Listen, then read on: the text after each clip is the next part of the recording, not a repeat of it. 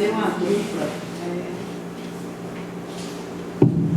Graça, misericórdia e paz da parte de nosso Senhor e Salvador Jesus Cristo.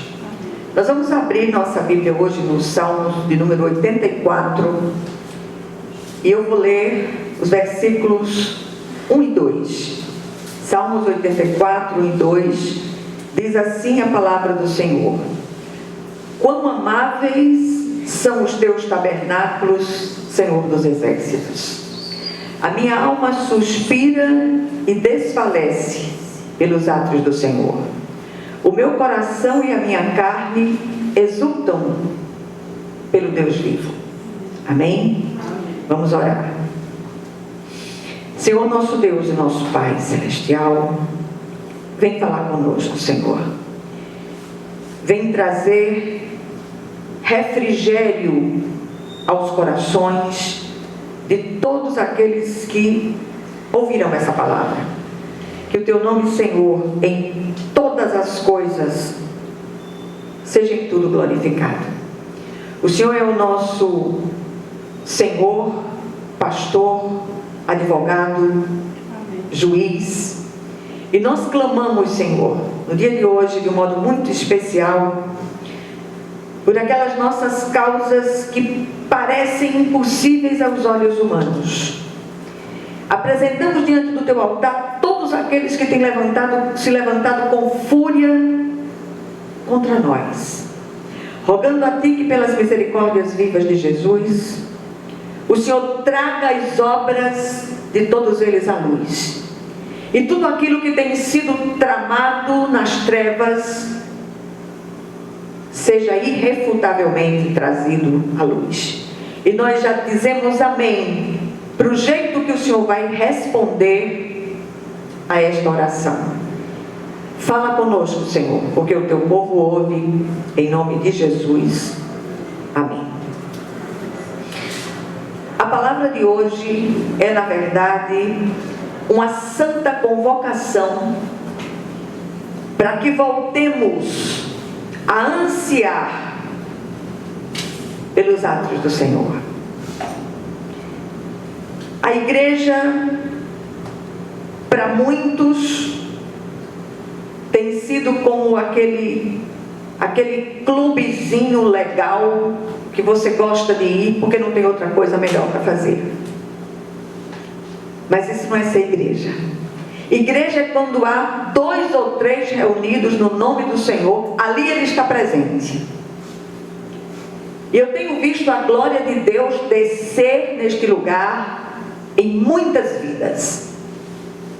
Que nós sejamos despertados a desfrutar dessa comunhão com o Senhor, sobretudo e especialmente em comunidade.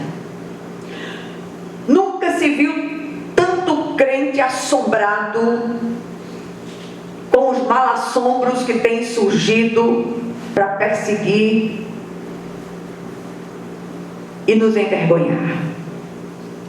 Este salmo tem sido muito apropriadamente chamado de a pérola dos salmos. E aqui nós encontramos a lamentação saudosa de um israelita que se encontrava distante de Jerusalém por alguma causa desconhecida. E embora esse salmo seja atribuído aos filhos de Corá ou Coré, o grande pregador Spurgeon, ele disse que esse salmo, ele exala um perfume davídico. Impossível não concordar com ele.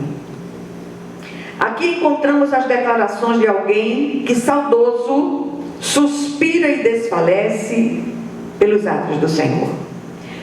O salmista, assim como muitos de nós, se sentia assim, por causa da distância que se encontrava do seu local de adoração. Muitas vezes a ausência involuntária daquele local levou-o a sentir uma profundíssima saudade do templo e da presença de Deus. Hoje, para que as pessoas se animem a ir a uma igreja, é preciso ter uma equipe de louvor enorme, é preciso horas e horas de louvor, isso, aquilo outro, para servir de atrativo para que elas queiram ir à igreja, quando o maior dos atrativos é a palavra de Deus. Que essa palavra ela seja impressa, plasmada em nossos corações, e não nos deixemos assombrar com tudo aquilo que está à nossa volta. A comunhão junto com a pregação da palavra e a oração são os pilares que sustentam a igreja do Senhor. Ser cristão é uma das coisas que não podemos fazer sozinhos. A comunhão, ela é uma das colunas que sustenta a igreja do Cristo. O salmista Davi diz no Salmo 122: alegrei-me quando me disseram, vamos à casa do Senhor. Infelizmente a igreja ocidental tem sofrido de tédio e não tem se alegrado em ir à casa do Senhor. Para a grande maioria, o Senhor deixou de ser atraente. Tem que haver uma atração circense para que as pessoas queiram ir ao templo, o que é lamentável sob todos os aspectos. E o salmista aqui manifesta seu anseio por Deus e dá 3 motivos para prestar seu culto ao Senhor. Primeiro motivo do salmista: o prazer dele está no Senhor.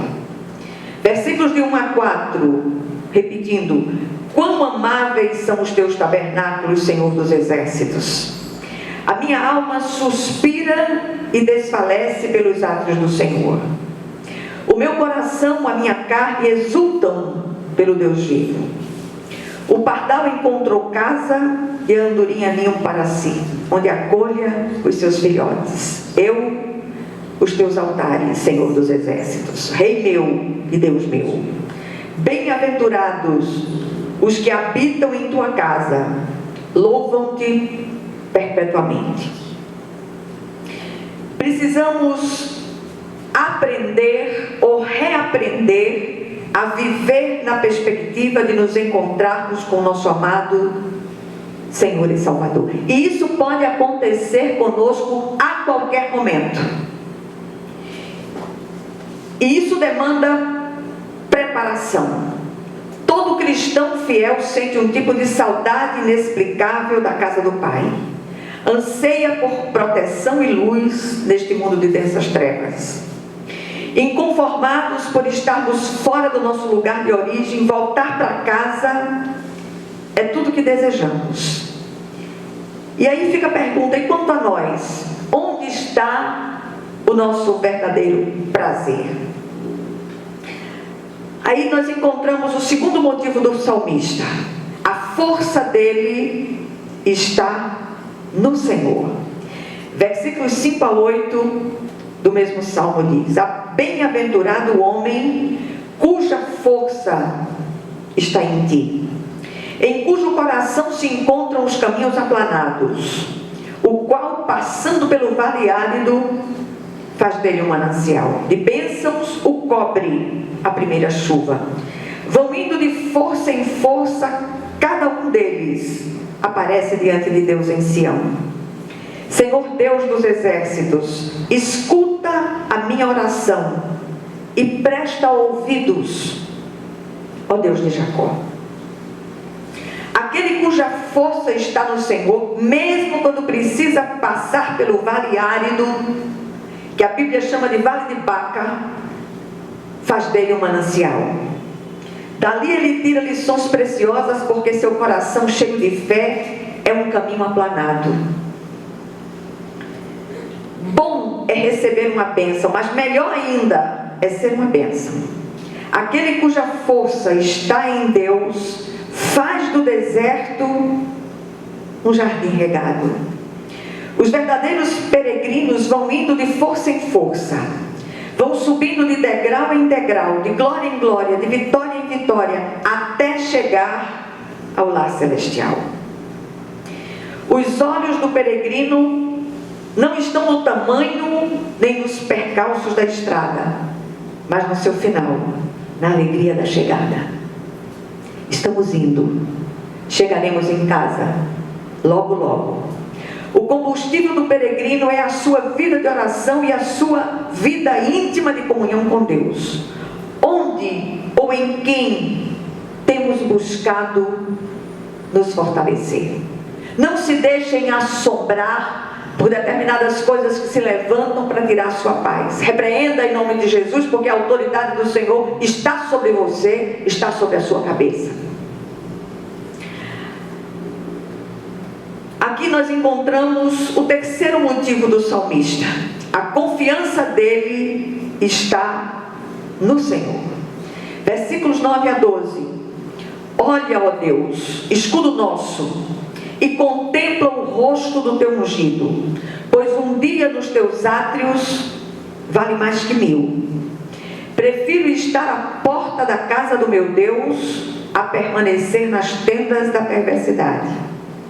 Porque o Senhor Deus é sol e escudo, o Senhor dá graça e glória, nenhum bem sonega aos que andam retamente. Ó Senhor dos exércitos, feliz o homem que em ti confia.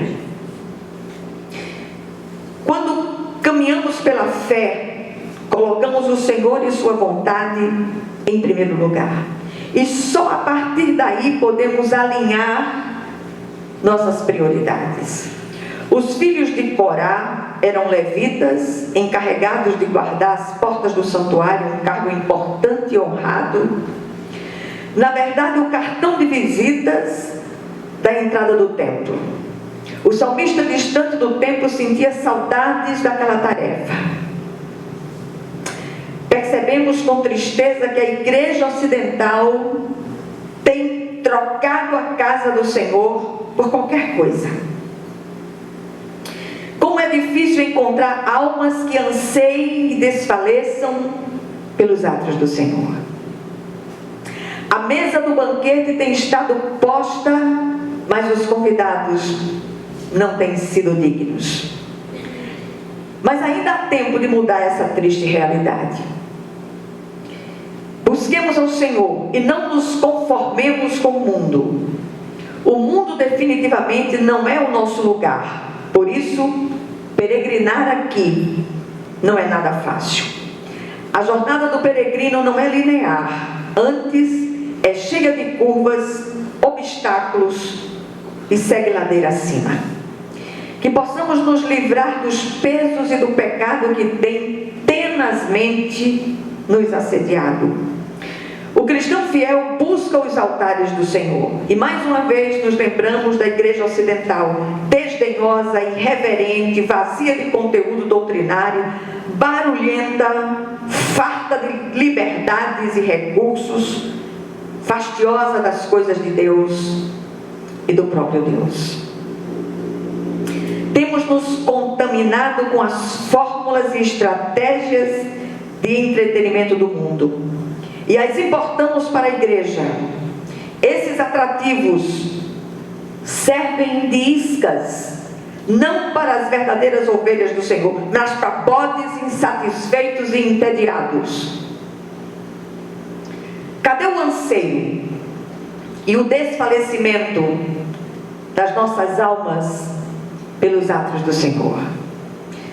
Na verdade, o único remédio eficaz para os males que afligem a humanidade chama-se Jesus Cristo, que em nós precisa ser a esperança da glória.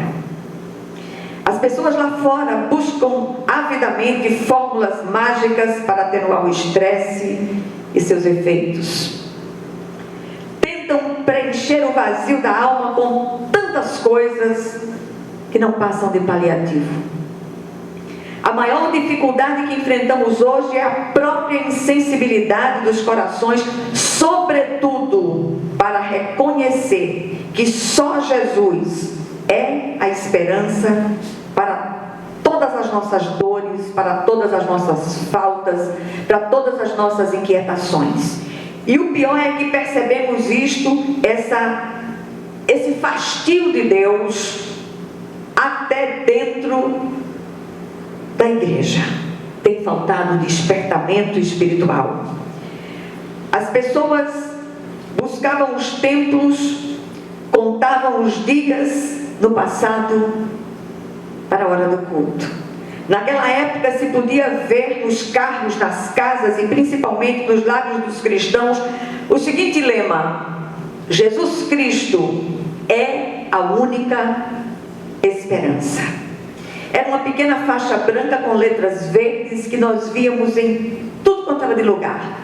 Jesus Cristo é e continua sendo a nossa única e real esperança.